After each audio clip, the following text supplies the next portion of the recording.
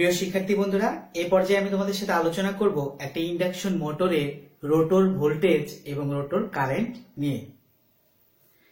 তাহলে প্রথমে আমরা আসি রোটর ভোল্টেজ। আমরা জানি একটা ইন্ডাকশন মোটরের গুরুত্বপূর্ণ দুইটা অংশ, একটা হচ্ছে স্টেটর আর একটা হচ্ছে রোটর। তো যখন স্টেটরের মধ্যে সাপ্লাই দেওয়া হয় বাইরে থেকে, তখন স্টেটরের মধ্যে একটা ঘূর্ণায়মান চুম্বক ক্ষেত্র তৈরি হয়। যখন এই রোটরটা স্থির অবস্থায় থাকে, তখন কিন্তু এই ঘূর্ণায়মান যে চুম্বক ক্ষেত্র, সেটা কিন্তু এই রোটরের যে কন্ডাক্টর, সেটা কিন্তু খুব সহজেই কাট করতে পারে, যার বিধায় অনেক বেশি পরিমাণ ভোল্টেজ উৎপন্ন হয়।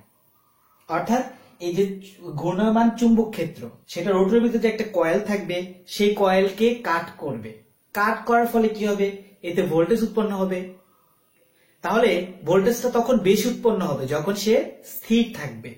তখন কিন্তু এই রোটরটা একটা ট্রান্সফরমার মতো কাজ করবে, ট্রান্সফরমারের সেকেন্ডারি সাইডের মতো এই রোটরটা কাজ করবে। তাহলে ট্রান্সফরমার সেকেন্ডারি সাইডে কি ঘটে সেটা আমরা একটু চিত্রের মাধ্যমে দেখি। এই একটা ট্রান্সফরমার, যার দুইটা পাশ, একটা প্রাইমারি এবং একটা সেকেন্ডারি। এই প্রাইমারি ওয়াইন্ডিং, সেকেন্ডারি ওয়াইন্ডিং। আচ্ছা, তুমি যখন প্রাইমারিতে সাপ্লাই দাও ট্রান্সফরমারে, অবশ্যই সেকেন্ডারিতে তুমি তার ভোল্টেজটা পাও।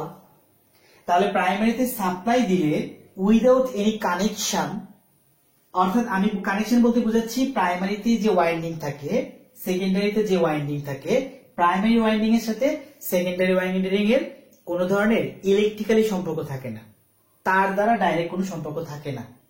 যেহেতু তার দ্বারা সম্পর্ক থাকে না, ম্যাগনেটিক ফ্লাক্সের সাহায্যেই এখান থেকে বিদ্যুৎটা ট্রান্সফার হয়ে সেকেন্ডারিতে যায়। তার মানে সেম কাহিনী, তুমি যখন স্টেটরে বিদ্যুৎ সাপ্লাই দিবে, তখন রোটর যখন স্থির অবস্থায় থাকবে, রোটরের কন্ডাক্টরকে এই ম্যাগনেটিক ফ্লাক্স কাট করবে। কাট করার ফলে এতে ভোল্টেজ উৎপন্ন হবে, কিন্তু এটার ভোল্টেজটা কার মতো? ট্রান্সফরমার সেকেন্ডারি সাইডের মতো। উইদাউট এনি কানেকশন সে কি করবে? এর চুম্বক ক্ষেত্রের প্রভাবে এই ভোল্টেজটা পাবে। এবার শিক্ষার্থীরা একটু লক্ষ্য করো, এখানে ভোল্টেজের মানটা কিভাবে নির্ভর করবে? এখানে যে প্যাচ সংখ্যা, এখানে প্যাচ সংখ্যা, তাদের উপর কিন্তু ভোল্টেজের মানটা নির্ভর করে। আমি বলতেছি এখানে কন্ডাক্টর সংখ্যা ধরো 100, এখানে কন্ডাক্টর সংখ্যা ধরো 1000। তাহলে কোন পাশে বেশি ভোল্টেজ হবে? এই পাশে বেশি ভোল্টেজ হবে, কারণ যেহেতু এখানে কন্ডাক্টরের সংখ্যা বেশি আর এখানে কন্ডাক্টরের সংখ্যা কম, তাই এই পাশে ভোল্টেজের সংখ্যা কি কম হবে। ঠিক তদ্রূপ এই রোটরের মধ্যে যে ভোল্টেজটা আবিষ্ট হবে, সেটা কিন্তু ডিপেন্ড করবে তার মধ্যে যে কন্ডাক্টর প্যাচের সংখ্যা, কয়েলের যে প্যাচের সংখ্যা, তার উপর। তাহলে সেক্ষেত্রে আমি বলতে পারি স্টেটরের সাথে এই রোটরটা স্থির অবস্থায় সে একটা ট্রান্সফরমারের সেকেন্ডারির মতো আচরণ করছে। এবার আসো, যখন সে রোটর ঘুরতে থাকবে তখন কি অবস্থা দাঁড়াবে?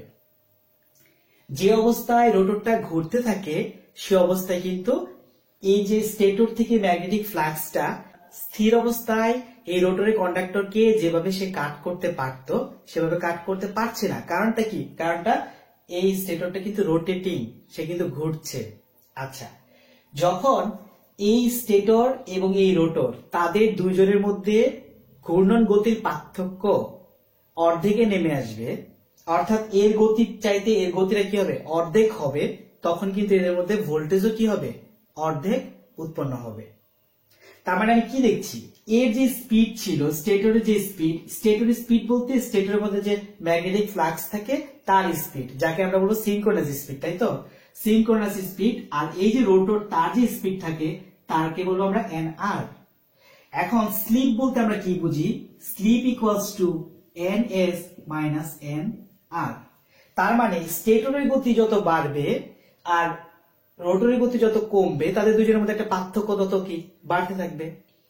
অর্থাৎ এর গতি আর এর গতির যত পার্থক্য যত বেশি হবে, তাদের মধ্যে ভোল্টেজ কিন্তু তত কম উৎপন্ন হবে। এবার একটা কথা চিন্তা করো তো বন্ধুরা, রোটর যখন স্থির অবস্থায় ছিল, তখন কিন্তু স্টেটরের সবগুলো ফ্লাক্সে কিন্তু এই রোটরের যে কন্ডাক্টর ছিল তাকে কাট করতে পারত। যখন সে ঘূর্ণায়মান, তখন কিন্তু সে আর কাট করতে পারছে না। তখন কিন্তু দেখলাম যে এর ভোল্টেজটা কিন্তু কম উৎপন্ন হচ্ছে। তার মানে কি? তখন কিন্তু শুধুমাত্র রোটরের যে কন্ডাক্টর, তার উপরে কিন্তু রোটর ভোল্টেজ নির্ভর করছে না, আরেকটা জিনিসের উপর করছে, সেই জিনিসটাকে আমি বলবো স্লিপ। অর্থাৎ সিনক্রোনাস স্পিড এবং হচ্ছে রোটরের স্পিডের যে পার্থক্য তার উপরও কিন্তু এই রোটরের ভোল্টেজটা এখন নির্ভর করছে। তাহলে আমি রোটর ভোল্টেজ সমান বলতে পারি E R equals to S into E B R. এইটাই হচ্ছে আমার এই রোটরের মধ্যে উৎপন্ন ভোল্টেজের পরিমাণ। এখানে ই আর বলতে আমি কি বুঝাচ্ছি?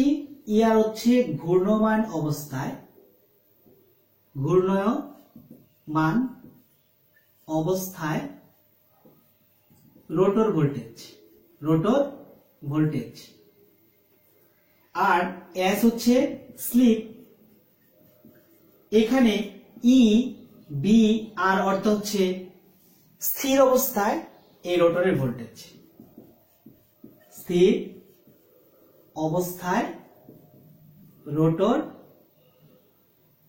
ভোল্টেজ।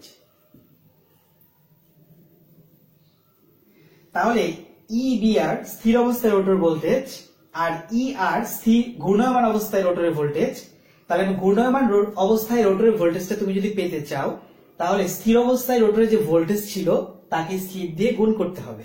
এটা দ্বারা বোঝাচ্ছে E R equals to S into E B R. শিক্ষার্থীরা, এবার আমরা আলোচনা করবো রোটর কারেন্ট নিয়ে। প্রথমে আসলে রোটর কারেন্টের ফর্মুলাটি কি আমরা একটু লিখি। রোটর কারেন্টের ফর্মুলাটা হচ্ছে I R equals to S into E B R R R plus whole square S into X B R whole square root over. এটা হচ্ছে আমার রোটর কারেন্টের ফর্মুলা। তাহলে শিক্ষার্থীরা, এই ফর্মুলা থেকে আমি তিনটা জিনিস দেখতে পাচ্ছি। কি? একটা হচ্ছে এই রোটর যে কারেন্ট তার তিনটা বিষয়ের উপর নির্ভর করছে। তাহলে বিষয়গুলো কি কি? একটা হচ্ছে ই বি আর। ই বি আর কি? Rotor voltage. এবার আরেকটা বিষয় হচ্ছে আর আর অর্থাৎ রোটর রেজিস্ট্যান্স। আরেকটা বিষয়ের উপর ডিপেন্ড করছে, সেটা হচ্ছে এক্স বি আর অর্থাৎ হচ্ছে রোটর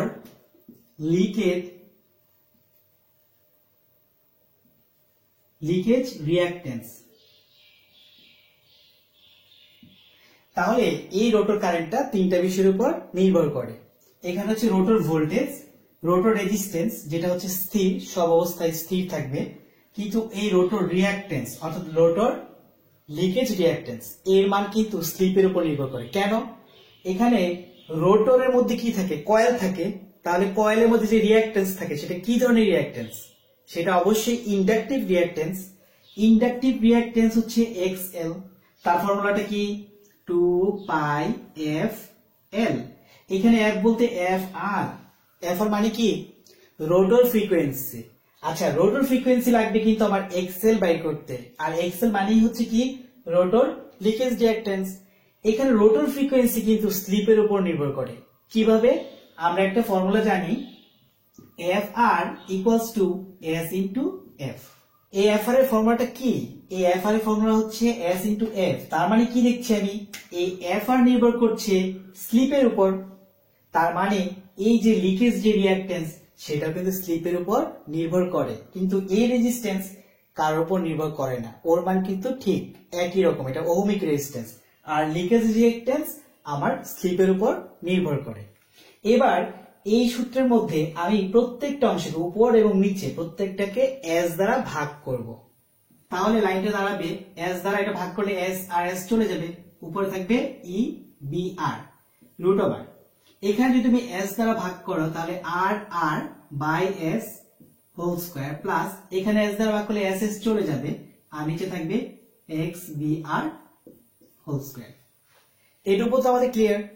এখন আসো এই অংশটুকুকে আমি একটু বিশ্লেষণ করবো। ভেতরে যে রেজিস্ট্যান্স অংশটা, হ্যাঁ, আর আর বাই এস, এইটাকে আমি যদি এইভাবে লিখি যে আর আর মাইনাস আর আর, তার মানে কি? একটা প্লাস আর আর লিখছি, সাথে একটা মাইনাস আর আর লিখছি, প্লাস আর আর এস। এই লাইনকে আমি কিন্তু এই লাইন লিখতে পারি। কারণ কি এখান থেকে মাইনাসেরটা প্লাসেরটা চলে গেলে R S R R by S R R by S থাকে, তারপরে এই লাইন ইকুয়ালস টু এই লাইন। এরপরে একটু সাজিয়ে লিখি R R plus R R S minus R R. এরপরের লাইন আর আর প্লাস এখান থেকে একটা আর আর যদি আমি লসাগু নিয়ে আগে R R minus R R into S by কত এস।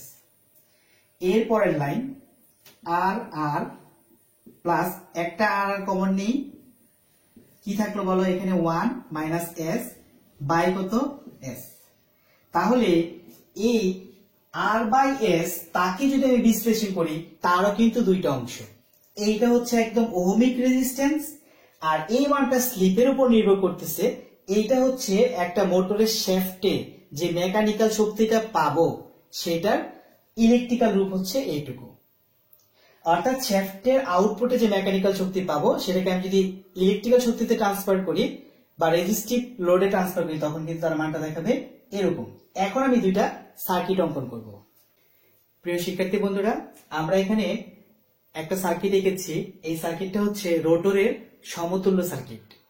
তাহলে রোটর কারেন্ট থেকে আমরা রোটর রেজিস্ট্যান্সটা তার মান কত পেয়েছিলাম, আই আর ইকুয়ালস টু উপরে ছিল এস, এস ছিল না, উপরে ছিল ই বি আর, আর নিচে ছিল R R by S whole square plus X B R whole square root over. এই তো সার্কিটটা। এখান থেকে ই বি আর, এটা হচ্ছে তোমার ই বি আর। এরপর আর আর বাই এস এইটুকু ছিল আর আর বাই এস, এই পুরোটুকু। এরপর এইটুকু হচ্ছে এক্স বি আর অর্থাৎ লিকেজ রিঅ্যাকট্যান্স, এইটা হচ্ছে লিকেজ রিঅ্যাকট্যান্স এক্স বি আর। এটা কিন্তু মূলত একটা রোটরের নরমাল অবস্থায় আর কি তার সমতুল্য বর্তনী। কিন্তু যদি এটাকে আমি মডিফাই করি, যেমন এই যে আর আর বাই এস কে আমি মডিফাই করলাম, মডিফাই করে এই যেভাবে লিখতে পারি, তখন আমার সার্কিটটাকে আমি মডিফাই করে লিখতে পারি এইভাবে। দেখো এই আর আর যেটা ছিল, আমি প্রথম অংশটা কিন্তু দেখো পুরাটাকে লিখেছিলাম আর আর বাই এস। এখন এই আর আর বাই এস কে ভেঙে যখন আমি দুইটা পোর্শন লিখলাম, দুইটা অংশে লিখলাম, তখন আমি এইটুকুকে বলবো আর আর আর এইটুকুকে বলবো আর আর 1 মাইনাস এস বাই এস। এখন আর নিচেরটা যা ছিল তাই, সেটা হচ্ছে এক্স বি আর। রোটর কারেন্টটা কিভাবে প্রবাহিত হবে, এখান থেকে কিভাবে রোটর কারেন্ট প্রবাহিত হবে, এটা হচ্ছে আই আর। তাহলে এই সার্কিটে যদি দেখাই, এটা হচ্ছে রোটর কারেন্ট প্রবাহের দিক, এটা হচ্ছে আই আর। তাহলে এই হচ্ছে আমার রোটর কারেন্টের অংশটুকু। তো শিক্ষার্থীরা ধন্যবাদ সবাইকে।